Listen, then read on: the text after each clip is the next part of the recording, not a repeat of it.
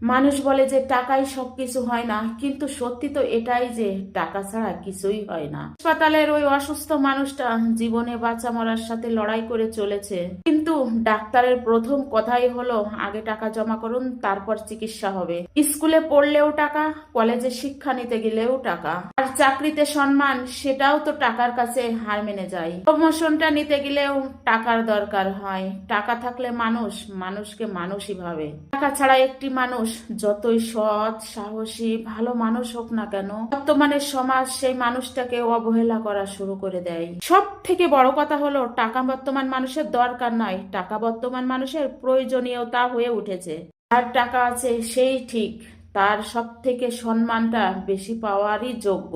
আর যার টাকা নেই তার সত্যিগুলোকে খুব সহজে মিথ্যে করে দেওয়া যায়, আর তার ভালোবাসাকে খুব সহজে উপেক্ষা করে চলে যাওয়া যায়।